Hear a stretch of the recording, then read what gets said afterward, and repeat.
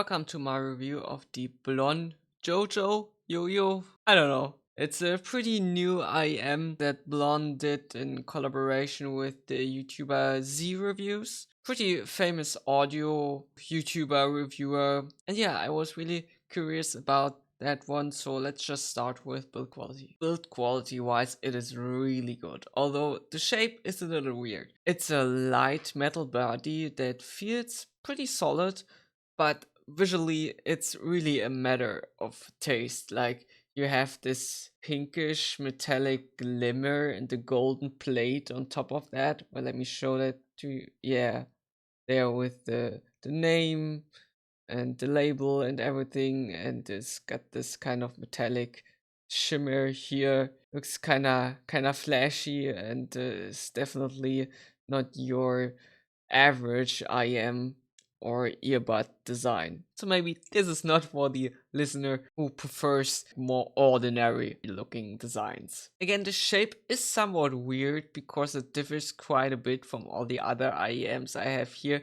It is this oval kind of pill-like thing with the additional input for the cable here. Speaking about the cable, this is absolutely the best cable I had on an IEM. It is pretty thick and feels really solid, and also does not tangle up at all. Like, it's absolutely fantastic. It's like 3 times as thick as the other cables and feels absolutely fantastic and really solid. But still, it's not heavy, and it's not like pull your IM out of your ears or down or whatever. It's just really nicely done here. Although again, the color here keeps the flashy looks, and it also looks like someone threw glitter above the whole cable. Yeah, it's a flashy design. It's really an acquired taste. Comfort is somewhat of a mixed bag with these. So these are not uncomfortable, but the nozzle here is pretty short, and I had problems getting a good seal with the included ear tips, even though you get so many with this IM, like 3 bags of different tips. But using these, even the bigger ones, the Jojo always felt loose, and I noticed that the sound isn't really what it should be looking at the frequency response graphs. It was just really weird. Finally, some Moondrop tips from the newly released Chew 2 saved these, the ones I have on the Jojo now here. So having finally found the right ear tips, these do feel fine to wear. They do not hurt, they finally seal good enough, they are not heavy or anything. It's just really like you need to find fitting ear tips here. Although I have to say, they still do not have the most secure fit. Like, it's still not best comfort ever.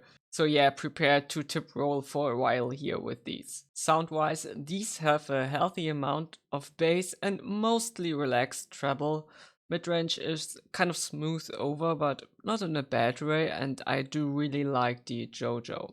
So let's start with the lower frequencies here.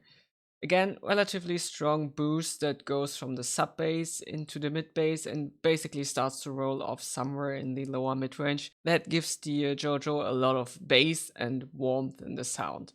Still, the lower bass comes through really nice too. You have this kind of foundation that gives everything this really fat sound and rumble, which is sometimes missing if you have this huge mid-bass emphasis that makes the sound more muddy and kind of bland. Don't get me wrong, the overall sound here is still more dark, but the bass does not drown the other frequencies and in itself does not sound mushed together.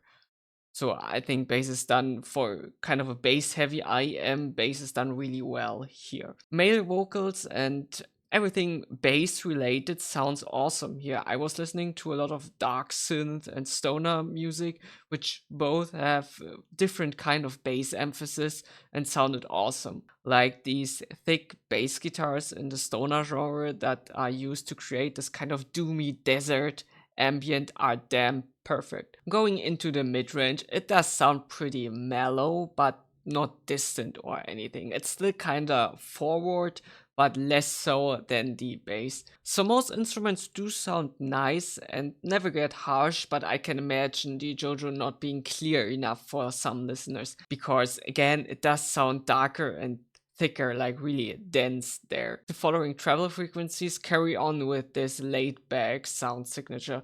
Some would call it muted, I guess, but to me it sounds about right for this specific sound signature here, like the kind of bass heavy sound that the Jojo tries to convey. I do have noticed that the female voices are kind of pushed back more and lose some emotional impact. They're just like a little bland, so to say. Also, I felt like some keyboard sequences or strings that were played like right along other instruments were significantly quieter and difficult to hear. Like I noticed this, for example, in some melodic death metal songs where the mix focuses more on the guitar and bass, and then the rest is kinda down under.